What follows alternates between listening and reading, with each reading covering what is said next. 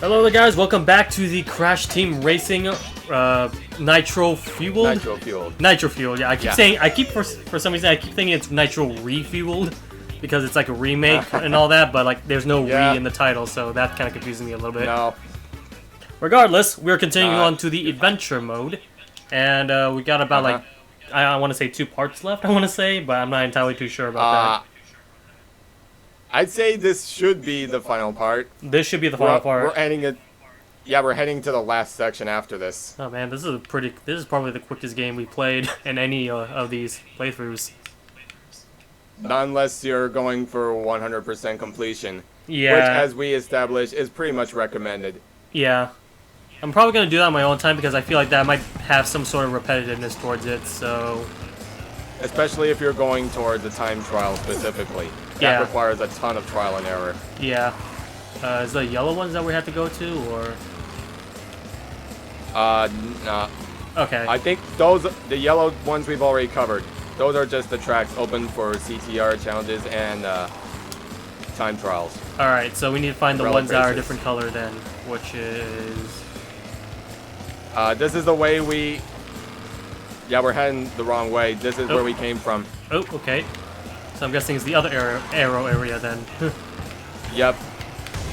The next bunch of arrows at the other end indicate where exactly you need to go. Alright then. Well, there's 2 different arrows here. I'm just going to make an assumption and say it's the one up here. Right by the load save screen, yes. Okay. Yeah, this looks like That's where the key final boss area looking thing. Alright, here we go. This is our last section. Alright. And on to our next area. Worth noting that, Okay, as of this recording, we are entering the final hours of the Nitro Tour Grand Prix. Oh yeah, that too. Yep. After a certain time today, it's all begun now. Haven't heard anything about the next event coming in August. If anything comes up, I'll be sure to keep you posted. Alright then. All we know is that it's going to introduce the little dino from Crash 3 along with baby characters. Got it. And yeah, that's the only information I have known so far, so... That and a new prehistoric themed racetrack. Kind of ties into the whole theme this time being around time travel. Yep. Since there's a bit more of a story going on with this one. In this case, the scenario would be, what if Fake Crash fiddled around with Entropy's time traveling gimmick? And what we have would be the end result. Ooh. At least that's the story they're going with. That should be interesting then. I mean, after all the grinding we went through in this Grand Prix, I'm pretty much ready for what's to come next. Same here, dude. It's gonna be fun.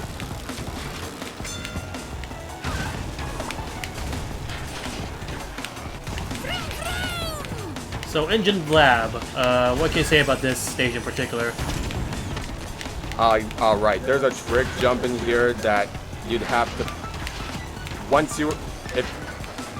Alright, the trick jump here is that once you jump across a particular boost ramp, instead you would make a right turn and jump for another specific ramp and to gain a little more speed than you usually would get. I mean, if we ever race each other, I'll probably show it off at least once, but that requires some serious practice. That, and you'd have to be going pretty fast in order to pull it off. Yeah, I figured. Like, I still have yet to discover all the shortcuts yet, so... Yeah, speed is pretty much required for a good chunk of these shortcuts.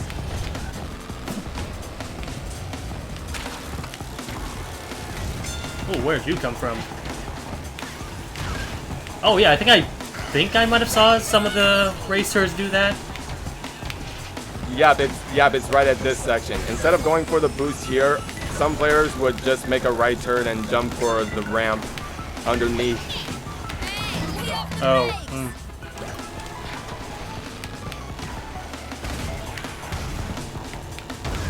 Yep, that's a turn that'll definitely throw you off there. For sure.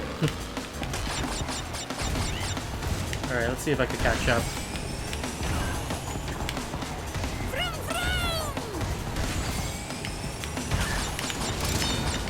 Whoa, that was close.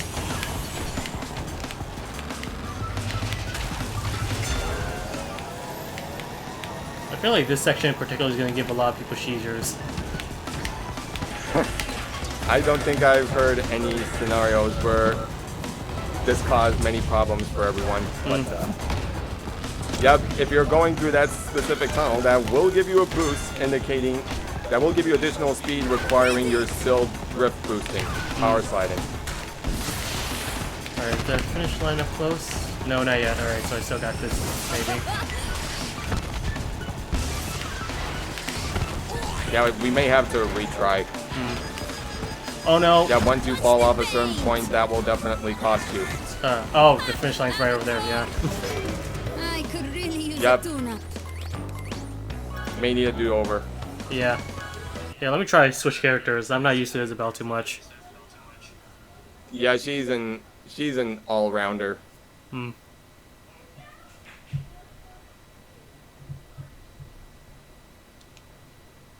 Which, interestingly enough, the Nitro Squad has a certain speed stat tied to the character they would usually root for in the original game.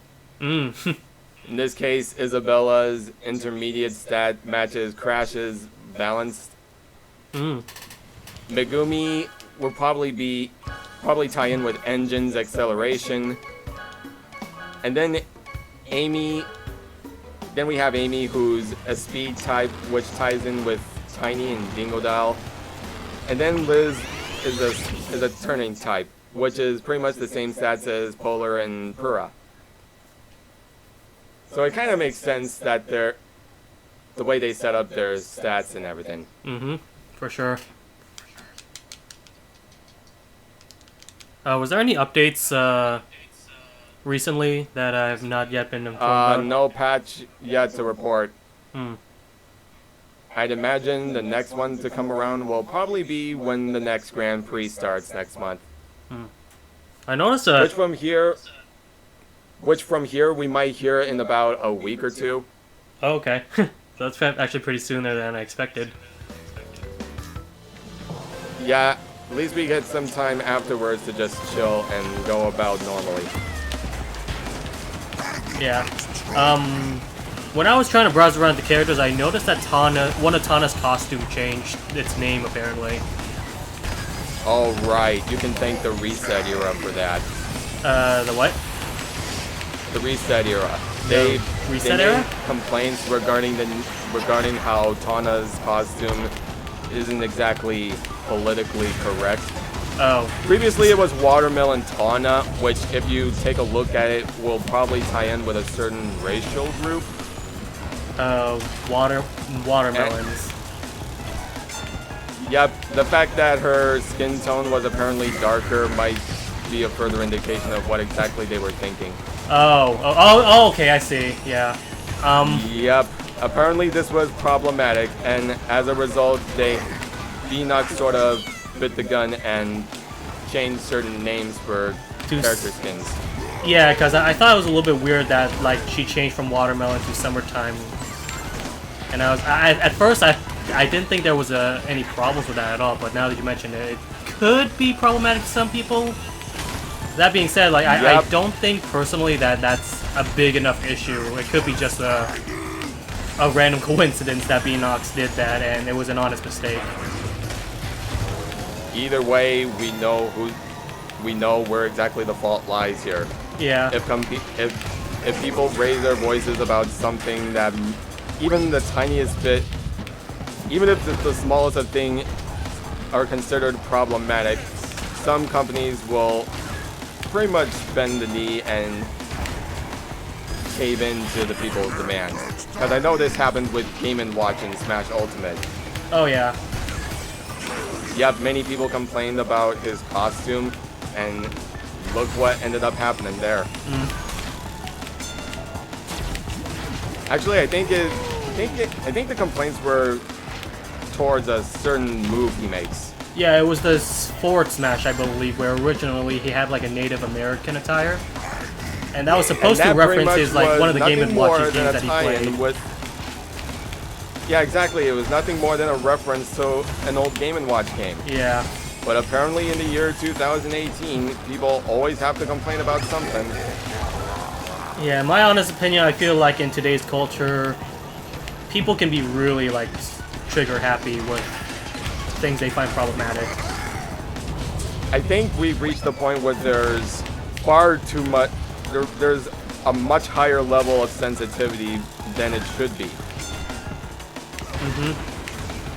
Yeah, we reached the point where even the smallest of things may upset people. There's a problem. Yeah, and I find that in itself to be problematic as well in a way. Especially if it's just for minute, like, details as well. Like, if it was, like, a big, insensitive issue, then I could get it, though. But, like, these are just kind of cosmetic only things that don't really have a whole lot of bearing towards the game itself. Yes, so I don't exactly see where all the fuss is about. Yeah. This kind of reminds me of a lot about feminist frequency whenever they complain about female character designs as well. Don't even remind me. Oh, yeah. The time we live in. Yeah. Like, back then, like, we are a lot more, heavy when it comes to, what's the word? Like, insensitive, I guess, in a way, about the stuff. Yeah, we're a lot more politically correct now than we were back in the day. Yeah. Which I don't really mind in and of itself. I mean, if you're trying to appease to a certain audience, that's fine, but even then, there's a limit. Yeah, and especially considering how, I know recently Sony has been very, pro-censorship about most of the anime games that are recently releasing. Ah, jeez. I think I remember hearing about that. Yeah, like, for somehow, like, I think it has to do with the fact that their new headquarters has to do with California, and they're completely pro, like, liberal SJW type of people.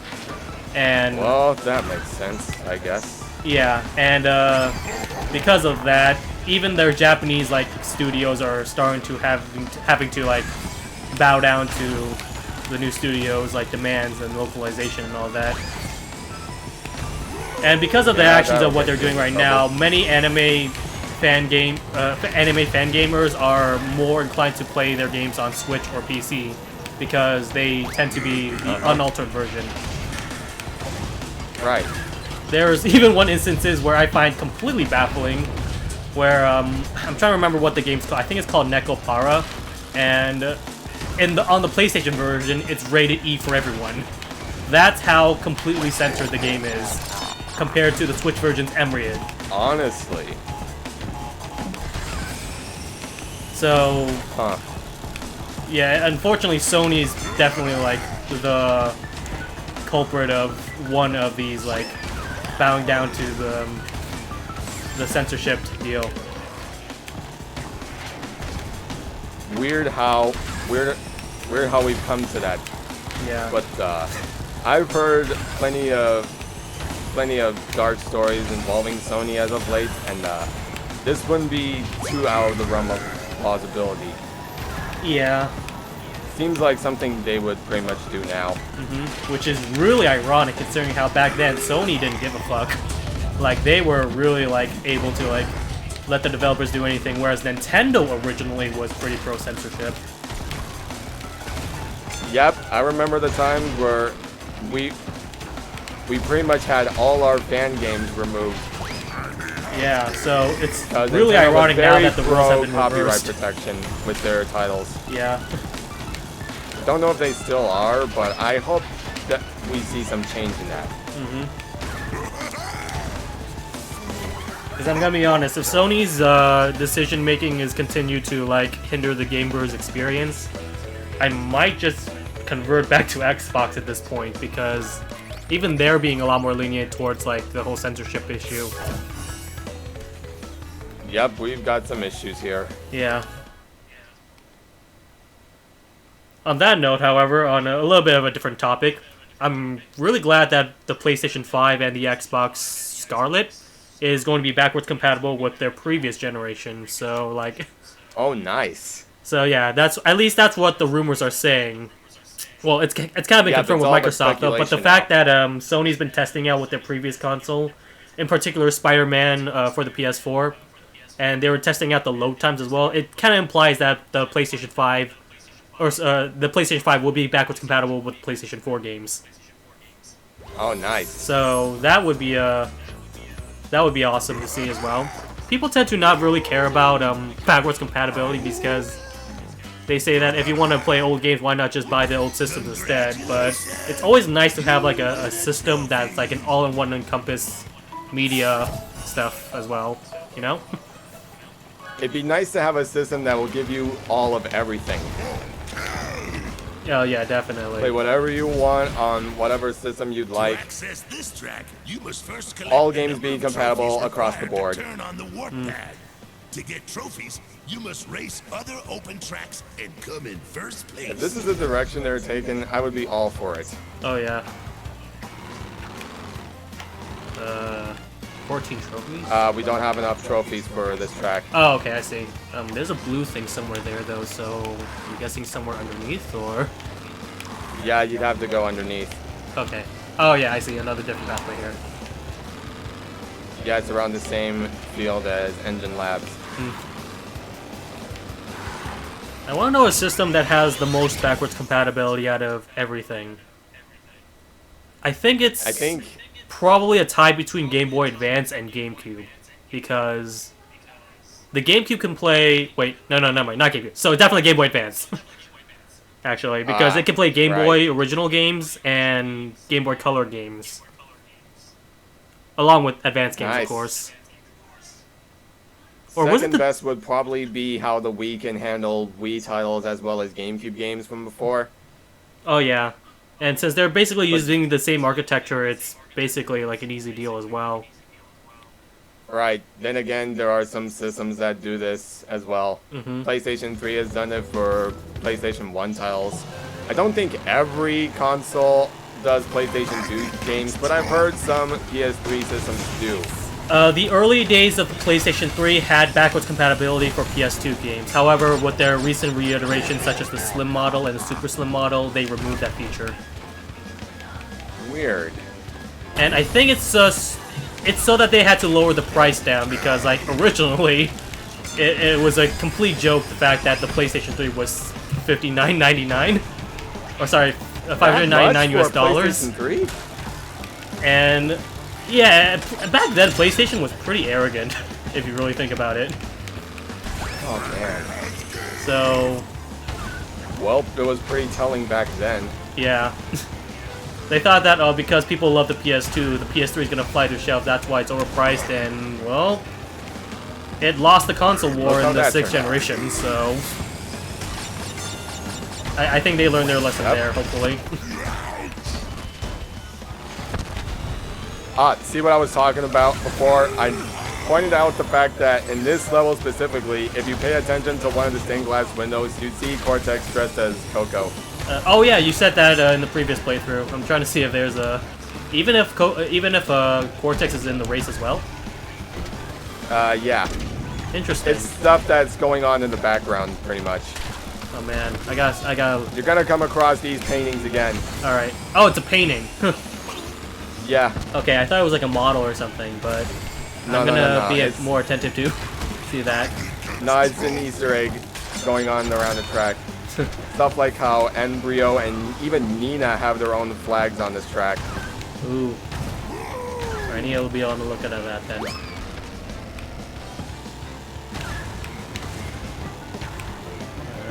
It's coming up as you're... It's coming up as you make this big jump. It's the first window you see. Alright. Oh, I see now. Yep, there it is. And there's a baby version and a regular version as well, I think, from the last game. Yep. Yeah, the baby Cortex is a tie-in with Crash 3.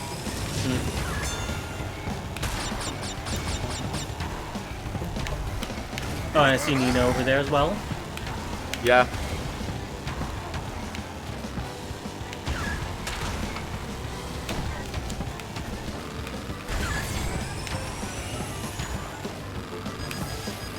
And there's Brio. Yeah, some of the characters that probably should have been racers as well. Yeah, let's hope the Grand Prix fills us in on that. Yeah. And according to certain data mines, they probably will. Ooh, there's data mines already? Yeah, there is a leak going on where we might end up having over 50 characters in total. Oh wow, that's definitely a lot for a racing game. Yeah, it's an extensive roster, alright. We just have to see what comes of it. Yeah, I really can't wait for This is where they're full saying roster. stuff like all the bosses from the Spyro series will be playable racers, as well as Chick, Stu, and all the tag team racing characters. They even pointed out incredibly obscure characters like Koala Kong and even Embryo, who was there from Crash 1 and 2. Just taking all this with a grain of salt until I see something actually come from it. Yeah, Would be nice to see, though. definitely. If we were to get Chick and Stu as playable characters, that would probably be the best note to end on. Yeah. I could see them doing that as a sort of finale Grand Prix. I think then we'll probably get all the Crash Tag Team Racing characters, which will probably be Pasadena, Von Clutch, and even Willy Wumpa Cheeks. You'll understand it when we come to that particular game. Alright.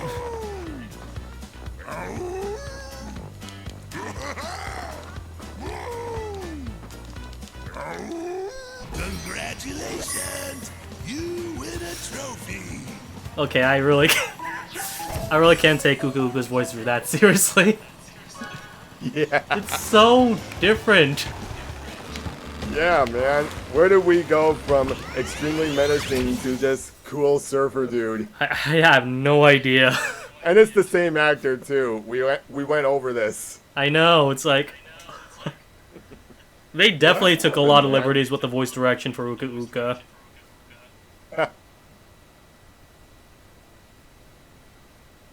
It's like if Mario all of a sudden spoke Spanish instead of Italian. It's like, it's so off-putting. Yeah, it's like... Yeah, like... Although, to be fair, Mario never what really was the spoke mind actual Italian, did he? Aside from like Mamma think- Mia and all that.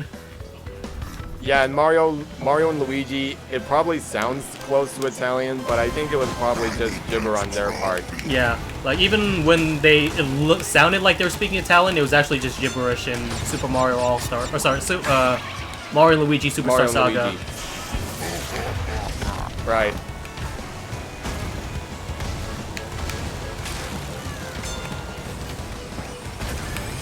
Yep, this is the track where we'll be facing the next boss. Whoa, which what is- happened there? Oh!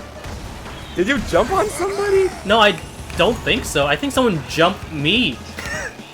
Oh. Because it's possible for you to jump on racers if you're going fast enough. Oh, okay. Yeah, that was interesting. Oh man, now I'm dead last. Anywho, you want to keep this track in mind, as this is where we'll be facing the next boss, Pinstripe. Alright, Yep, this is the guy from Crash 1 who wielded a Tommy gun. yeah. And I've seen him online sometimes, and one of his victory animations Yeah. is literally shooting the audience. Which You should see him in his gangster outfit as well. makes me really wonder how Spyro the Dragon got censored if the Tommy gun is allowed in Crash. Yeah, the ratings board makes absolutely no sense to me. Like, Yeah. some things like a mobster wielding a Tommy gun will get by, but something paying tribute to Pearl Harbor will definitely be something that's not A-okay to them. Yeah. What's even weirder is that in the same game there were dinosaurs wielding actual guns in the western level, Dino Mines. And that got through with a pass.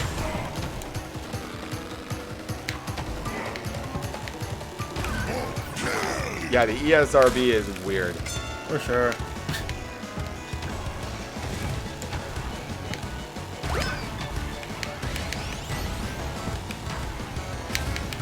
It seems as though there's also like an imbalance of like rated games for the ESRB as well. Like if you see Peggy, there's like every single number seems to be used a lot. Peggy 3 all the way to Peggy 18. Whereas like with the ESRB, you will barely see any games that's rated EC or AO. Everything is usually E10 plus now. Yeah, it's either E, T, or M by now. Which makes me wonder what's the point of having EC and AO rated games. Yeah, those are very hard to come across now. Yeah. Especially since like Nintendo, Microsoft, and Sony has basically a rule where they will never ever sell AO rated games as well.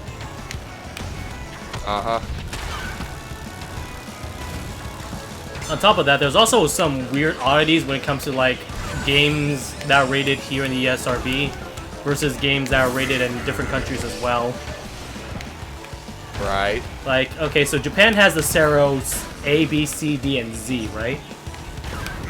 Yeah, I think I've seen mostly a 0A rating for most games I've come across. Yeah. There was you know Shin Megami Tensei, right? The series. Most of the games in the America is rated M for mature, but for the most part it's rated either A or B in Japan, which is either E for everyone or T for teen. So it feels like they kind of have like a different standard per country as well. Yeah, I guess that makes sense. So, yeah, it makes me wonder like why that's the case as well. Yeah, what Japan considers fine over there, many Americans have an issue with here. Yeah. I know Japan in particular really like doesn't like it when there's like complete violence or like gore as well, which is why like in Japan they tend to be censored a lot when it comes to the gore and violence. However, sexuality is very much accepted there compared to us Americans, where a boob is not okay, but like all this amount of blood is fine. Yep, it's the reverse effect. Yeah. We're all for blood and violence, but even the slightest visual image of a boob is not fine for our standards. Yeah. Funny world we live in, isn't it? Oh, definitely. Whereas with the European Peggy, they kind of just take everything all equally in a way. Both sexuality and violence. Yeah, the Europeans seem pretty okay with that. Yeah. So they're the more middle ground here. For sure. So yeah, if I had to rate which one's like the best rating system, I would have to say Peggy probably. Because I feel like they're a lot more balanced when it comes to rating, and they actually utilize most of their rating system as well. I think they'd have a pretty good idea what they're doing. Yeah. Whereas the one country we didn't actually mention, Australia, has probably the worst rating system. Do tell. Well, they completely ban. This might be old news because like I think they just recently got like a new rating system, which is basically an equivalent to an AO or Peggy 18.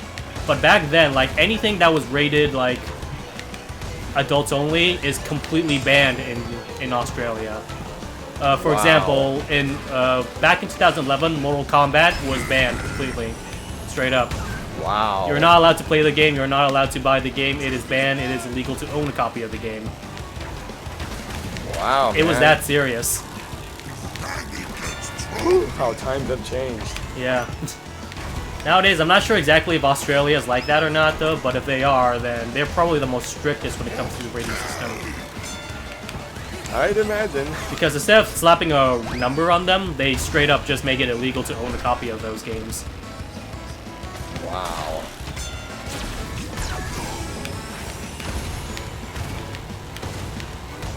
Well, now we know. Yeah.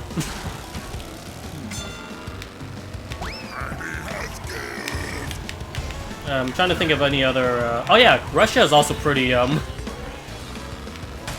bad when it comes to its rating system as well. Let's go there, I guess. Yeah, with Russia in particular, it's kind of exactly the same as Europe, which is not bad at first glance. However, anything gay-related is automatically an AO rated game. Or an 18 for their eyes. Honestly? Yeah, anything that's gay-related, because Russia is apparently anti-gay when it comes to their government. Oh, right. So you Especially see some since we're now in oddities a like the time sim, where like anything LGBT is definitely acceptable. yeah. So you'll see games like The Sims for some reason getting an AO rated because you're allowed to have gay relationships in that game.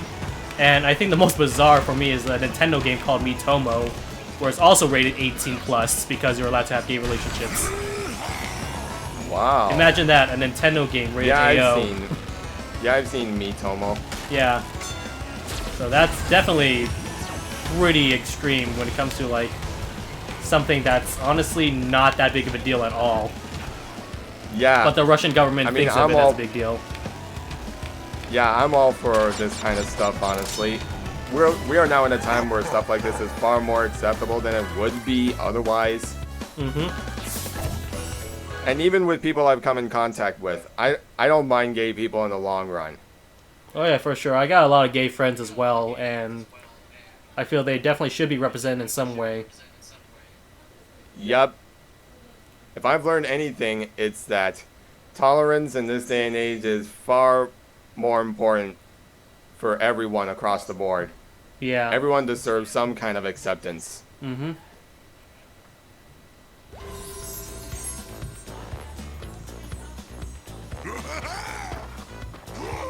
Funny how this is the most mileage we've gotten when it comes to conversation. Oh yeah. The thing is, I kind of like talking about these more often as well, but like I'm a little bit too scared to like actually say them out loud sometimes because like sometimes I feel like I might be accidentally saying the wrong thing or I'd be misinterpret something, especially with the media nowadays where they are like sometimes take things out of context, like the whole PewDiePie situation with Wall Street. And yeah, that's at least one example. I can't think of any other examples, but that's definitely one that comes to my mind right now. I see. But yeah, like if we have like a civil conversation, I feel like we could solve a whole lot of issues instead of just berating each other. Oh, definitely. With two completely different beliefs that I feel they're so different that they're not in the same wavelength, but they're still trying to convert each other with it. Yep. Yeah. This is why I hate politics. Oh, agreed. Yeah. I do have political opinions, but I don't like to share them that vividly. It's like, hey, if you share the same opinion of mine, that's fine. If you don't, we'll have a discussion and see what... Yeah, that's understanding. Yeah, like, I like civil discussions rather than, like, those ranty ones where it's like, no, you're wrong, I'm right, and all that. Yep. That kind of mileage will only get you so far. Yeah, and with that type of mindset, you won't be able to learn anything. You'll just kind of be stuck in your bubble if you think that you're right, honestly. Oh, definitely. I mean, it's hard taking in the fact that you're wrong, but once you do, you learn from it. Exactly, and it's okay to be wrong Accept sometimes, it and you know? move on. But unfortunately, that's not the mindset that a lot of people will have. Yeah, it's nice to be right once in a while, but it's a learning experience for everyone.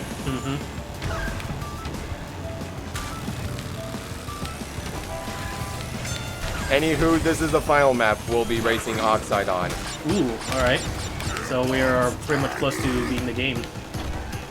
Yeah, after this, we're gonna be coming across the last two bosses.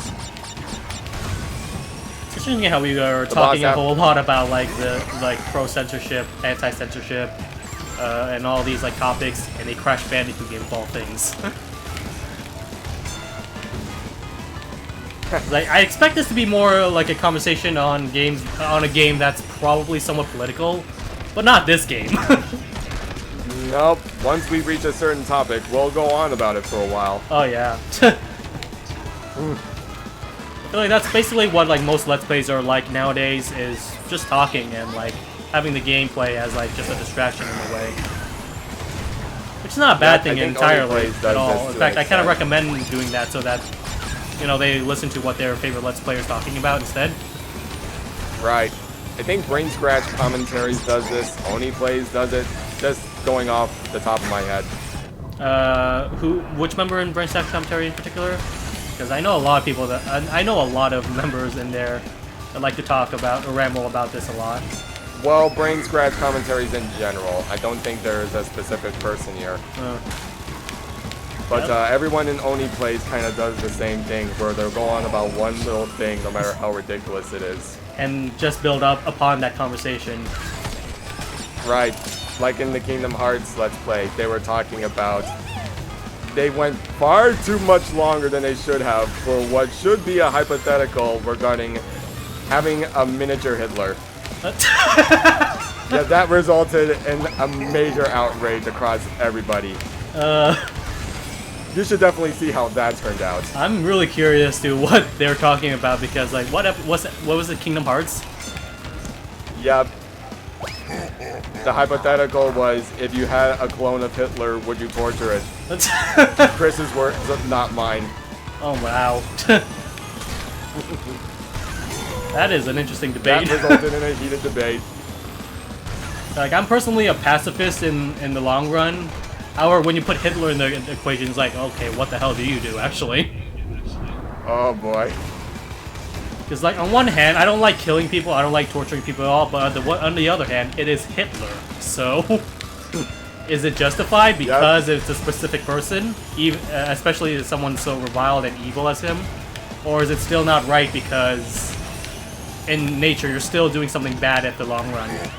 That's a really interesting topic that I personally feel very uncomfortable talking about. A paradox if there ever was one. Yeah. And even so, you can replace Hitler with, like, Saddam Hussein or Joseph Stalin, it'll still be the same thing as well. Yep. It's like, it's equally as taboo, but kind of funny just to discuss at the same time in a way. I'll be sure to let you in on how exactly that conversation escalated. Yeah, I need to watch more Brain Scratch commentary, especially with the Kingdom Hearts playthrough that they're doing. This is Oni Plays we're discussing. Oh man. Like, hypotheticals in a way is also very fun to talk about as well, especially if you do you know Domix? Nope. Domix is an animator, and on one of the side series he makes is called Hypotheticals, and which is basically him and his friends discussing like what happens with this or whatever. One of the episodes was like how much enhancements can you have in order to become a cyborg or be considered a cyborg. Sounds interesting. It's like if you have like one implant, are you considered a cyborg even though you look completely human?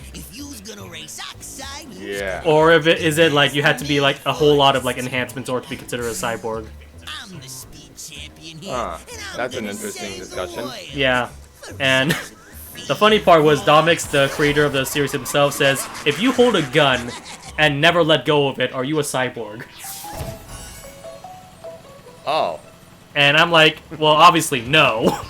But I like to see how this discussion goes, because obviously this is kind of a silly hypothetical, but it's funny to discuss because it's like, it's so ridiculous that you had to kind of listen to it.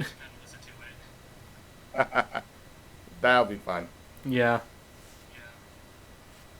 And it got to the point where it's like, are you considering a straw with a paper a gun? Because like you're shooting something, even though it's clearly not mechanical. It's just a straw with a paper like wet paper or whatever. Oh dear. So yeah, you can see how like sometimes those hypotheticals can get pretty out there. Yep. Now then, we are on to the boss fight at hand. I see. I just clipped through something. Yeah, this guy will pretty much be throwing bombs at you constantly. Ooh. Yeah, that's gonna be probably the hardest one to dodge around then.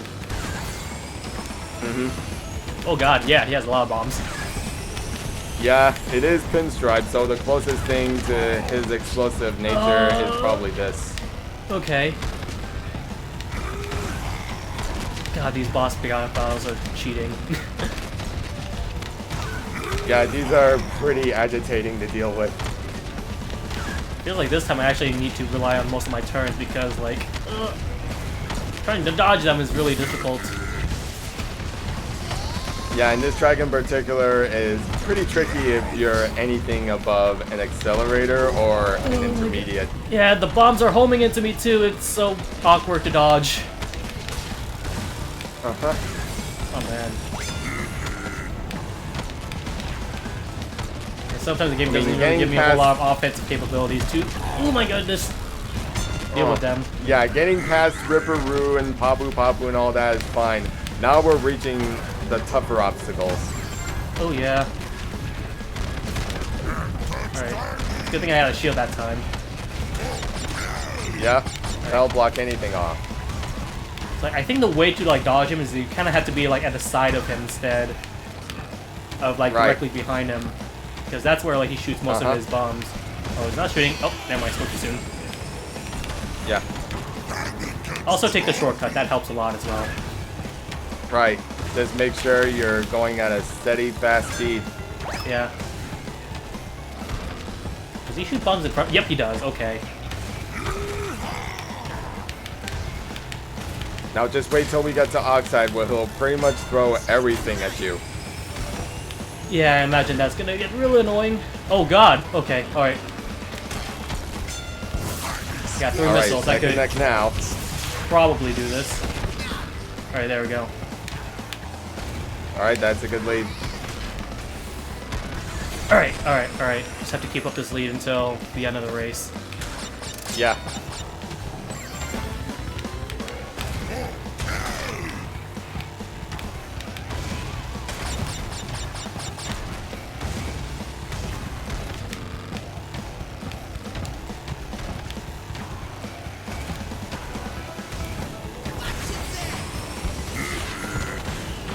How did that miss?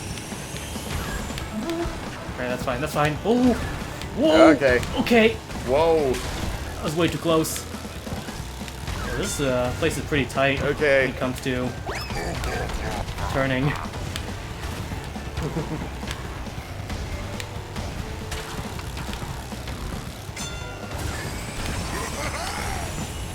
Alright, I think we got this. Alright. Okay, good. How far is the finish line? A little bit. Alright, we're a little bit there. Yeah, we're getting there. You're getting there. Okay. There's this tight turn, which is not that big of a deal. Just do that. Uh-huh. And I think the finish line's there. Alright. Yeah, we got it. Yeah. Yeah, like, when you're behind him, it's really difficult to, like, catch up. But, like, once you get past him, that's where, like, you could kind of, like, take it easy a little bit. So, right, you're home free from there. I doubt you'll be this lucky with Oxide.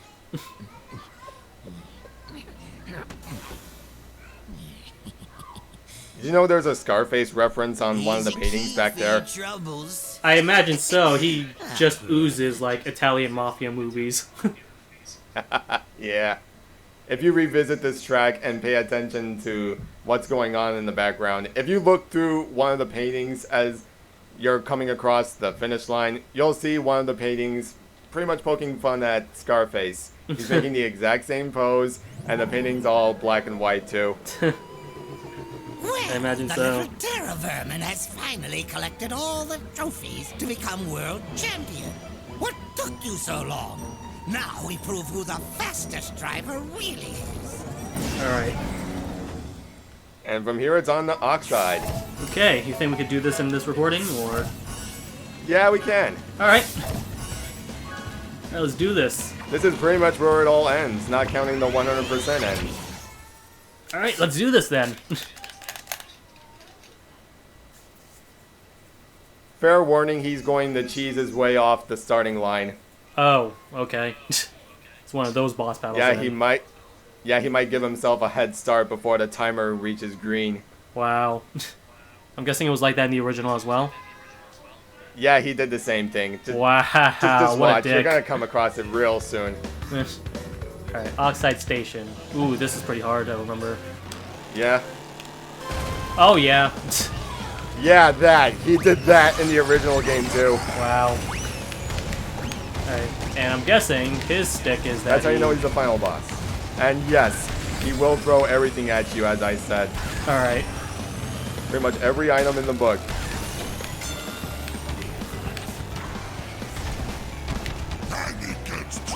Okay. Ooh, yeah.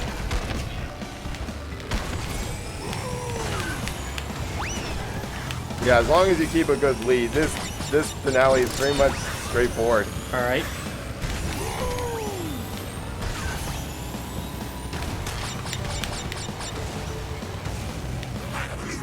What the heck happened there? Ah, Slightly out of bounds, I think. yeah, even if you so much as touch the corners as you land, that definitely counts you out. Oh god, how do... There's way too many red potions here. Yep. Yeah, he's throwing all of everything. Oh man.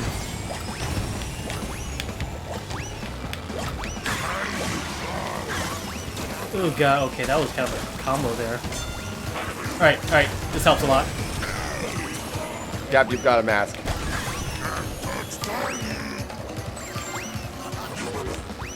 Oh man, I was hoping to just run him over with it. Ooh, But... so close. Oh, okay, I missed with the bomb as well. Yeah, you have to be at a pretty precise angle to throw the bomb. Yeah.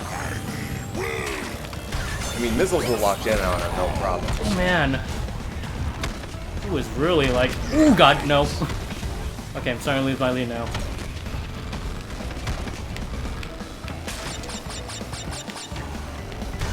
Whoa, did he fall down? What happened there? I don't know, but I think it's safe to say he pretty much goofed as well. Wow. That is interesting. Then again, you are playing on easy, so... We're playing on medium. Ah, medium. Yeah.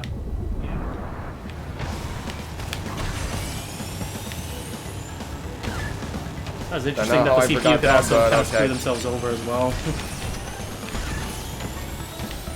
Yeah, the AI will give you so much of a challenge, but even then, they're not entirely up to snuff.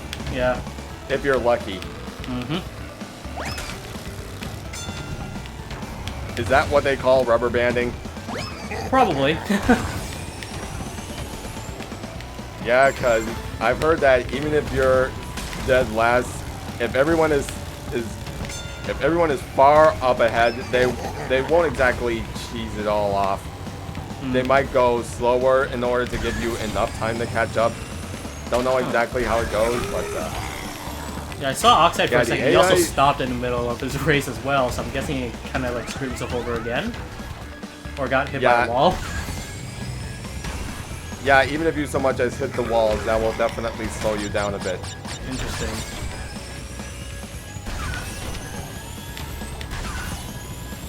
Can't save replays in Crash Team Racing, can you? No, you cannot. Oh man, that's unfortunate. I really would have liked to see, like, save a replay of this to see what Oxide was doing. Then again, I don't think it'd be possible to save anything in adventure mode. Like, the best we could do is, like, hold the share button, but that's still only gonna be, like, 30 seconds of footage. Yeah, 30 seconds. So, yeah. Yeah, that's extremely limiting.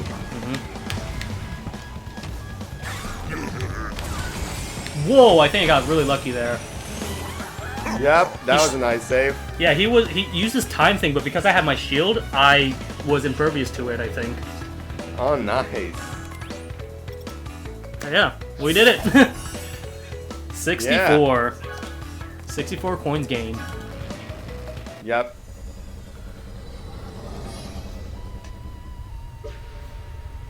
Ah! I can't believe you beat me. I never lose. How embarrassing! I'll be the laughingstock of all Gasmoxia! Fine. Your miserable planet stays gushy and green. At least you still haven't gathered all my time relics. Until you've collected all of those and see? race me again, you'll never be able to claim you are the fastest. This won't be the last time you'll face nitrous oxide. I see. We'll meet again. Yep, this is pretty much telling you need everything to beat him again now. I see. Now, it's important that you don't skip the credits. Okay. Precious sold his Crash life sold his story to a life major story movie to a studio. major movie studio. Will be released on the holidays. It's found somewhere in the beach under now, doing what he does best. These are endings for every character, I'm guessing. Dancing and napping. Every character gets an epilogue. Neocortex went back to scientific research and discovered a new element in the periodic table. Ooh. What is that? Numerous lawsuits failed to change the name he boldly chose for element 119. Wait for it. Cortex rules the worldium. Yeah, I love it. Tiny Tiger's many fans admired his physical prowess, which encouraged him to start a series of online fitness videos. Tinygo was an overnight sensation. Oh wow. Tiny then moved to Beverly Hills and founded a popular chain of fitness clubs where he sold patented lemongrass and avocado-infused protein drinks. Coco went on to start her own video game streaming service. Although her company is still in the red, share prices are going through the roof. Yeah. I imagine Coco being an Engine opened a entrepreneurship. custom auto parts store in Toledo, Ohio. The store closed after a massive recall when his patented clear-the-road missile system sparked havoc on the nation's freeways. His affinity for flare and destruction landed him a job as a commentator on the widely popular Battle Network. King Odell started a new career as a firefighter, training his flamethrower for a water hose. Since then, he is constantly praised for his effectiveness on the job and was most recently featured on the cover of the yearly Fireman calendar. Polar became the head flavor scientist for a leading ice cream company. Oh, that's nice. He created bold new flavors such as salmon swirl, squishy squid sundae, and mackerel mint. But it was the tuna spumoni that really put him on the map. Pura joined the Las Vegas Tiger Show of Ziegfeld and Floyd. His starring role came to an end one day when Pura accidentally closed his mouth a bit too early on Floyd. He's delighted to star in the new solo act next month. Pinstripe left racing and became a used car salesman in New Jersey. Although a top salesman each month, his atypical methods unfortunately led him to lose his license and return to his previous work as a CEO and bodyguard. Papu joined the Wild Wrestling Ring Association and changed his ring name to Mr. Bad Belly. His signature move, the Bad Belly Bounce, was so popular that it ignited a world night dance phenomenon. Big belly banging could be heard around the world. Ripperoo turned his attention to the amusement park industry and somehow became a thrill ride engineer. He was blacklisted after officials learned that every ride he created was just a new way for him to test his own threshold of pain. Komodo Joe opened an Honest Joe's wedding ring and rare gem outlet in Zurich. After a series of sting operations, shortly after his brother Mo, the opening of a jewelry auction house. Entropy began tinkering with his time machine hobby again. He was last seen entering a time warp ball traveling to some strange city in the distant future. He met a peculiar man in a red coat with the sweetest kicks you've ever seen. After that, he decided he had to go back. Man with a red coat, what's that referencing? I don't know. Nitrous Oxide went back to Gasmoxia, a broken alien. After years of therapy, Oxide emerged from seclusion to begin racing again. Unfortunately, the unicycle was a poor vehicle choice, and his resulting accident put an end to his ambitions and conquest. Details here were too gruesome to print. Ready for the watching us. So he straight up died in this game. Yeah. Wow. Is that why we never see him in any other like future Crash games? He was in Nitro Kart as well as Twin Sanity. Oh, okay. Twin Sandy as well? Yeah, he was there around the start of the game. Remember when everyone was there to confront Crash? Oh yeah. Now I remember. Yep, he was one of the participants. I see. Oh man. So that wraps up the whole adventure mode here. Oh yeah. Crash Team Racing, definitely a fun racing game for everyone. Yep. Online can be deadly though. Oh yeah, like even with my experiences, the online is definitely brutal when it comes to beginner-friendly people. Yep. But regardless, it's still a fun game to play, and I definitely suggest trying it out if you own either a PS4, Xbox One, or Nintendo Switch. Yeah, it's not on PC, at least yet. Yeah, but I get the feeling that they will be eventually. Very special thanks to Naughty Dog. Yeah. Uh-huh. Interesting. Yep, this was their final game to end on. At least final Crash game that they've developed, at least. Yeah, because after that, the series would be handed on over to different developers. Such as Traveler's Tales, Vicarious Visions, and even Radical Entertainment. Who, if you did not know, were responsible for the Simpsons games, such as Hit and Run. Oh yeah. I remember. I own a copy of that game, I think. Yeah, they were the same people. They worked on Tag Team Racing, Crash of the Titans, and Mind Over Mutant. Yeah, which according to the fan base is more mixed than anything. But yeah, this is definitely a fun karting game for sure. Yep. This is a game that's pretty much giving us everything and then some. Yeah, and I've heard a Every lot of people character saying we're that this wanting is to definitely see. like the best crash racing game you could play because it's a game which Oh, like definitely. encompasses all the best parts of crash racing games, including Nitro. All the and- characters we've been wanting to see is here, or at least will be here in terms of the Grand Prix. Oh, They're yeah. giving us everything from CTR. They're giving us all of Nitro Kart, all the characters, levels, and tracks. And even all the fun stuff such as costumes and even kart designs, all from Tag Team Racing. And also chickens too. They're here too. Yeah. Where are they originally from, anyways? They were originally in Tag Team Racing. They were pretty much the same news reporters we see them now. Same voice actor and all that as well. Back then they had different voice actors. Chick was Quentin Flynn, while Stu was Dwayne Shepard. Oh. Now they're portrayed by Roger Craig Smith and Kevin Michael Richardson.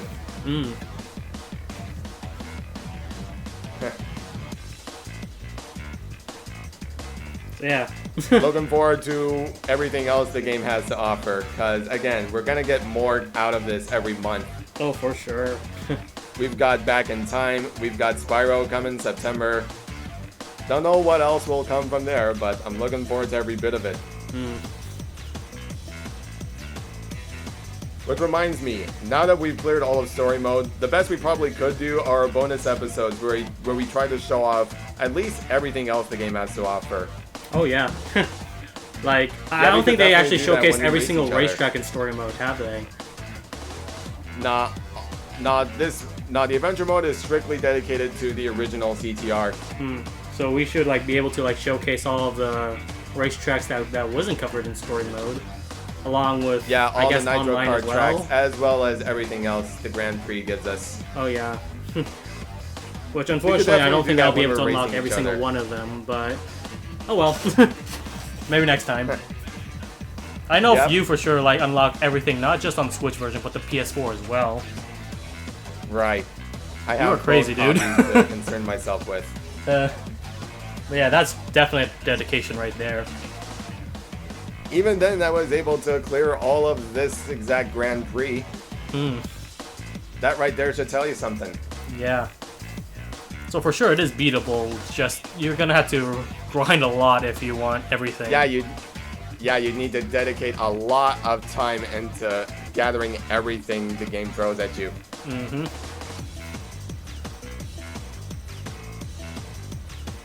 That therein makes it a double-edged sword. But in the end, I find it worthwhile. Yeah, especially considering how fun this game is, especially with friends as well. Like, Oh, definitely. yeah, like I bring this game like pretty much almost every day whenever I meet up with my friends. They absolutely love this game. Especially one of my friends that grew up with the Crash Team Racing games as well. Nice. So definitely, yeah, fun game. Get it right now. It's only $39.99, I think. Yeah. Yeah, it's not even a Yeah, full same price as- game either, too. So like, that's definitely a good deal. Yep, it's in the same field as Insane and Reignited. Yeah. Honestly, at this point, I kind of like feel like it deserves a $60 price tag. Uh-huh. So I don't mind paying $60 Especially with for it, everything but, it's giving us. yeah. But hey, Yeah, the all fact the that it's cheaper, it's customization even better.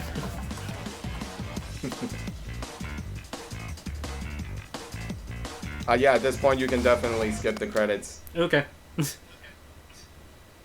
But yeah, that's a lot. Ooh, scrapbook, hello. Yeah? Congratulations, you just unlocked the Alright, scrapbook. You scrapbook. can access it in the extra This section. gives you the concept art for everything that went on during the development cycle. I'm guessing the development for this game and not the original. Nah. Yeah, because the original had If a you beat different the game scrapbook from what I 100% in remember. the original, it will give you the scrapbook for everything that went on from Crash 1, 2, 3, and CTR.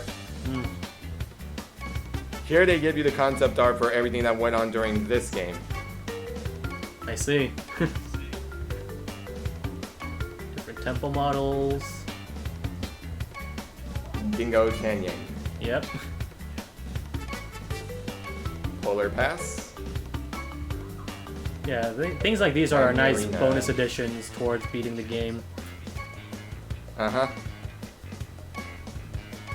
It's really nice that you get more bang for your buck if you go through it all. Oh yeah.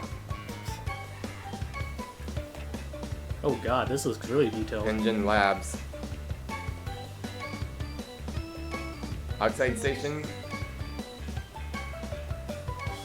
And from here we get the CNK stuff. Hmm.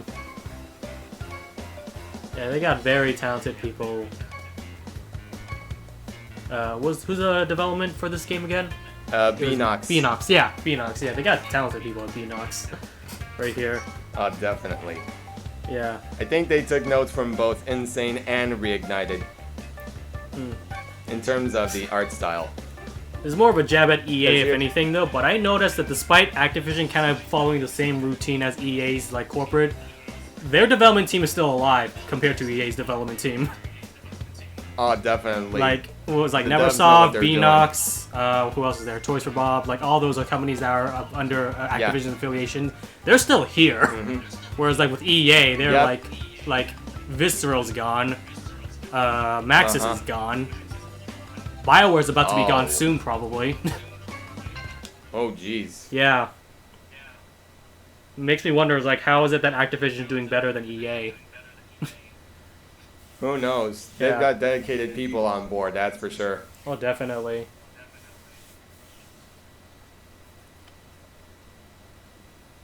Weird how we've come to this, isn't it? Oh, yeah. From 2011 onward, these people would be developing Skylanders games on a yearly basis. Then after 2016, the return of Crash changed literally everything. Oh, man. That's the best way I can describe it. Yeah. Yeah, here we go. We And unlocked hey, after that, you got to play as Oxide now. Sweet. Yep, once you beat him, you got to unlock him right off the bat. And he's Acceleration. The trophy belongs to Yeah. Gasmoxia. Interesting. That's his best attribute. Still a lot of characters I've yet to unlock, but... Yeah, and some of these are required through certain objectives. Like Fake Crash requires going through all the gem cups, and Entropy, of course, you have to beat all of his time records, Oh, yeah. which honestly is the toughest challenge of all of them. And I've went through it all on PS4.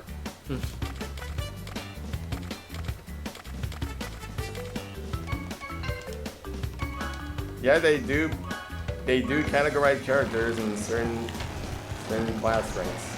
Yeah. Yeah, that about wraps things up here. After this, we'll probably be going in. After this, will pretty much be bonus episodes. Okay. Sound cool? Yeah, that seems like a plan. Okay, so after this, we're definitely gonna be racing each other. All right. Looking forward to that. Definitely. Until then, this is the Basinger. And MiscDan64, We're signing out. Thanks for watching. see you next time.